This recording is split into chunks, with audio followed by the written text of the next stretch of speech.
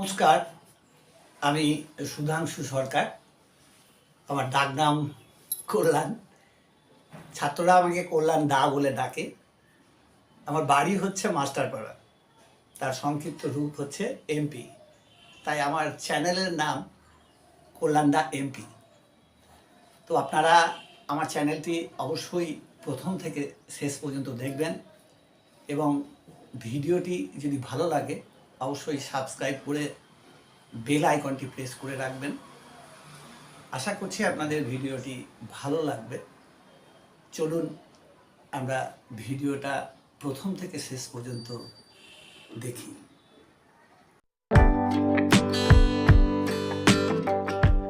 নমস্কার। শুভ দাশগুপ্তের লেখা না কবিতা অবনী স্যার। ছাত্র পড়ানোয় অবনী স্যারের খ্যাতি ছিল খুব। দূর দূর থেকে ছাত্ররা আসতো অবনী স্যারের কাছে অঙ্ক, ফিজিক্স, কেমিস্ট্রি পড়তে।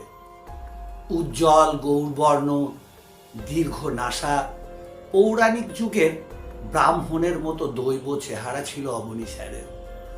পরনে একটা ধুতি আর খালি গায়ে একটা যেমন তেমন চাদর, কিংবা যেমন তেমন ওই একটা বিছানার চাদর। ভারী সুন্দর ছিলেন অবনী স্যার।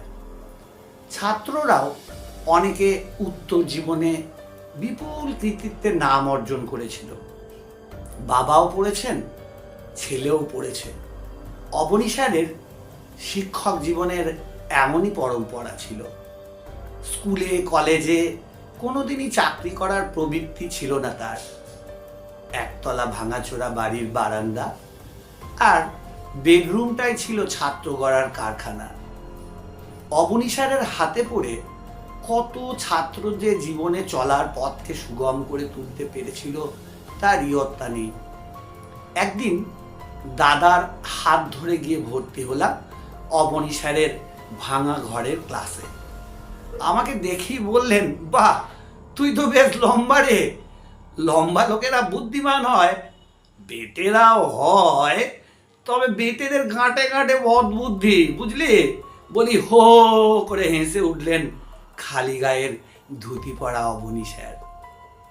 বিয়ে থা করেননি, একাই থাকতেন, নিজে রান্না করে খেতেন।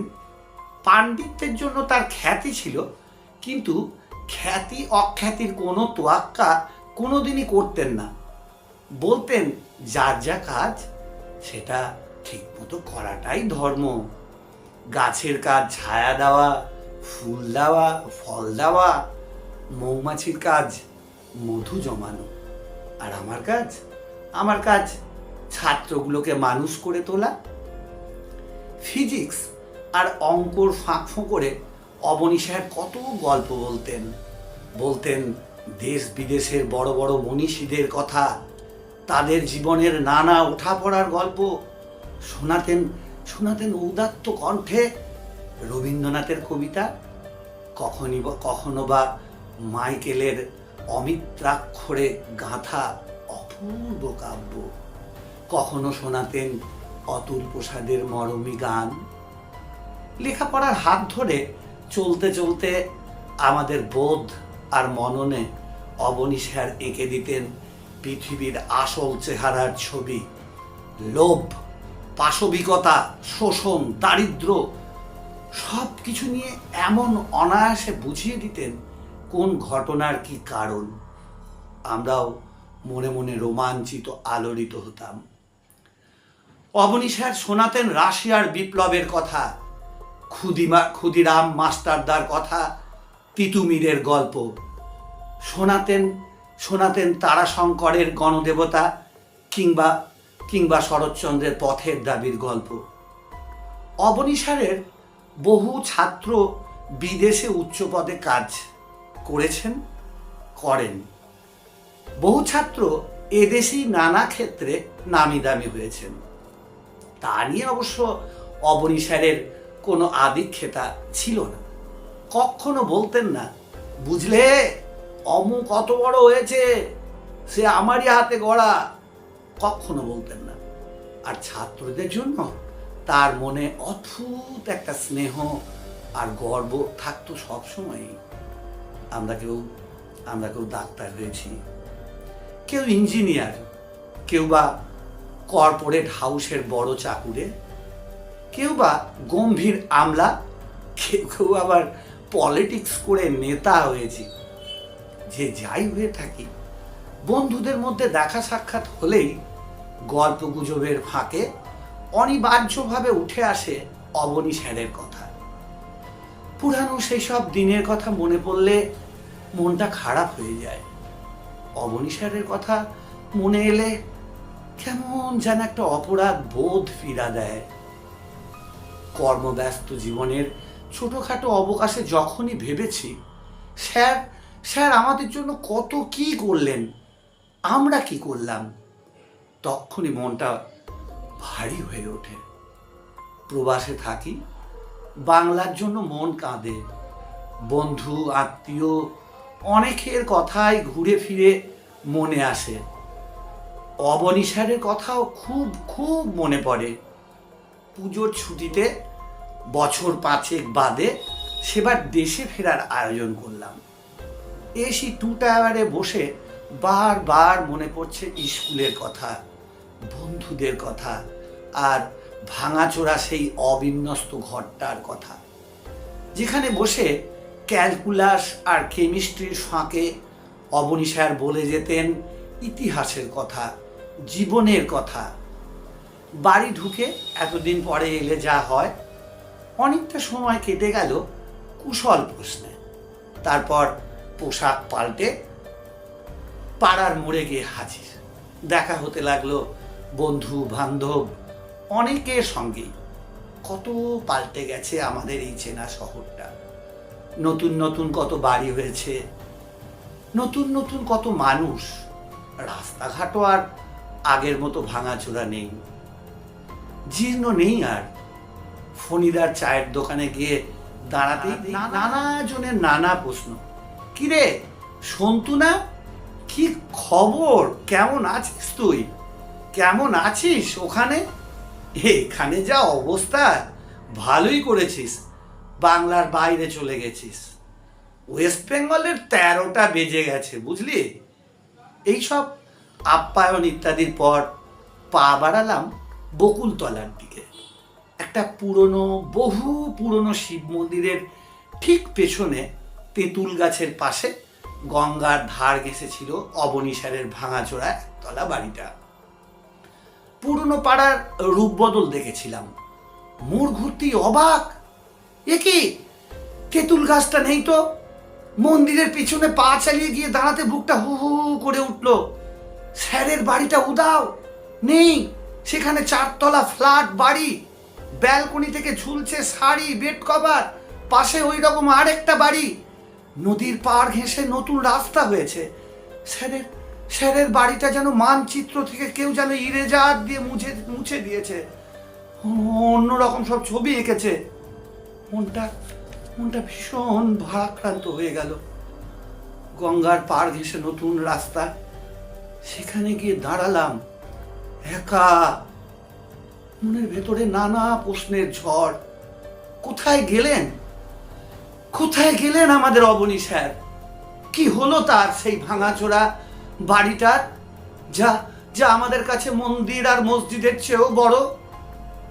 ছেলেবেলার বন্ধু অপূর্বর সঙ্গে দেখা হলো, আমাকে দেখে থমকে দাঁড়ালো। সন্তু না, কিরে কি খবর, কতদিন পরে দেখলাম তোকে, কেমন আছিস? চেহারাটা অনেক বদলে গেছে তোর। একথা সে কথার ফাঁকে অপূর্বর কাছে জানতে চাইলাম স্যারের কথা। ও তো পড়তো অবনী স্যারের কাছে। দীর্ঘশ্বাস ফেলে হাতের বাজার করা ব্যাগ মাটিতে নামিয়ে অপূর্ব বলল, সে অনেক গল্প, লম্বা কাহিনী। সন্তু, তুই তো প্রায় বছর 20 বাইরে চলে গেছিস। এদেশের হাল হকিকত এই 2 দশকে যে কত বদলে গেছে। এই মফস্বলের ছোট্ট শহর শুধু এটাই নয় রে, পাল্টে গেছে, পাল্টে যাচ্ছে গোটা বাংলায়। বাড়ি ঘর, রাস্তাঘাট, পার্ক হলো, নতুন নতুন কত কিছু হয়েছে, হচ্ছে।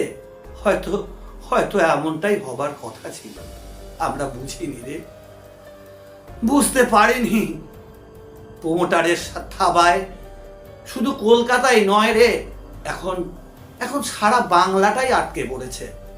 নেতা মন্ত্রীরা বলছেন প্রগতি, আর আমরা হাড়ে হাড়ে বুঝছি কেমন করে বাংলাটা হাতের বাইরে চলে যাচ্ছে।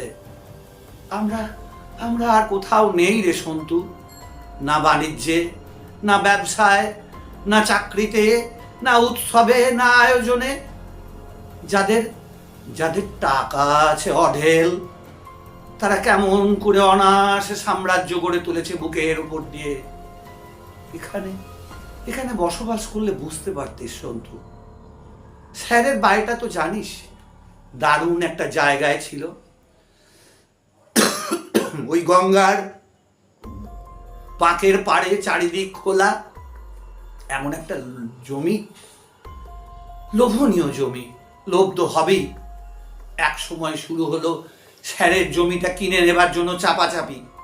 স্যারকে তো জানিস, এক কথায় না বলে দিয়েছিলেন। বলেছিলেন 4 পুরুষের ভিটে আমি কোটি টাকাতেও হাতছাড়া করব না।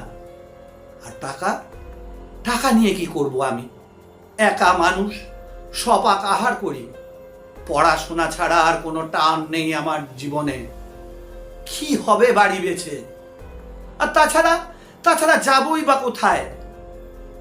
কথায় যখন কাজ হলো না, তখন শুরু হলো সন্তু অন্য উপায়ে উচ্ছেদের চক্রান্ত।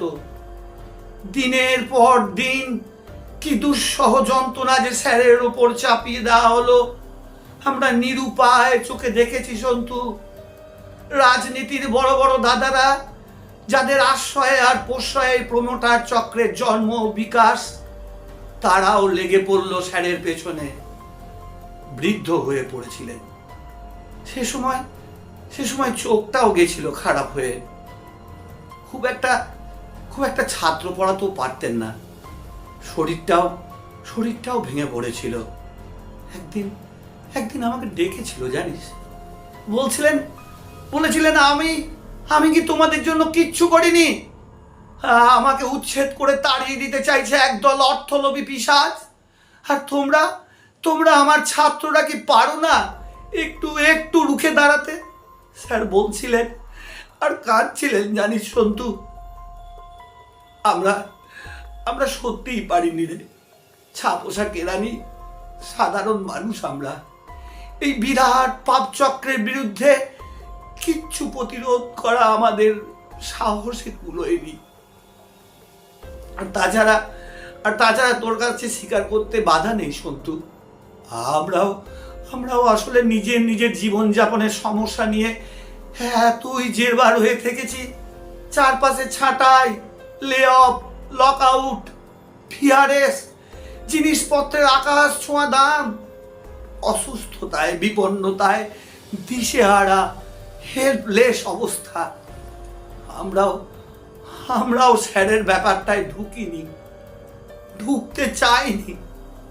স্যারকে তো জানিস, জীবনে কোনোদিন চাকরি করেননি। অন্যের হুকুম সইতে হবে বলে কারো কাছে মাথা নত করার মানুষ তিনি ছিলেন না। সেবার অঘা মাস, ঘন শীতের রাতে হঠাৎ হই হট্টগোলে ঘুম ভেঙে গেল। বারান্দায় এসে দেখি বকুলতলার আকাশ দগদগে লাল। লোকজনের প্রচন্ড চেঁচামেচি, আর্তনাদ, আগুন জ্বলছে দাউ দাউ করে। ছুটে নামলাম পথে সন্তু। সে কি দৃশ্য তুই ভাবতেও পারবি না। দাউ দাউ করে জ্বলছে স্যারের ভাঙাচোরা বাড়ি। পাড়ার লোকেরা চেষ্টা করেছিল হু হু করা আগুন থেকে শুধু অবনী স্যারকে বাইরে বার করে আনতে পেরেছিল। কিন্তু স্যারের প্রাণের শত শত বই ওই আগুনে পুড়ে ছারখার হয়ে গেল। দাঁড়িয়ে বুক ফাটা আর্তনাদে স্যার শুধু বলেছিলেন, ওরে তোরা বইগুলোকে বাঁচা, তোরা বইগুলোকে বাঁচা।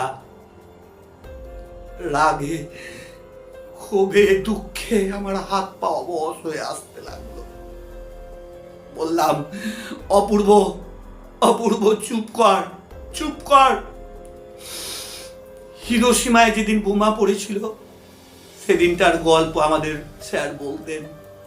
কেমন করে একটা বিশাল আগুনের গোলা প্রচন্ড বুক ভাঙা শব্দ নিয়ে লক্ষ লক্ষ প্রাণকে ধ্বংস করে মুহূর্তে উঠে গেছিল নীল আকাশে।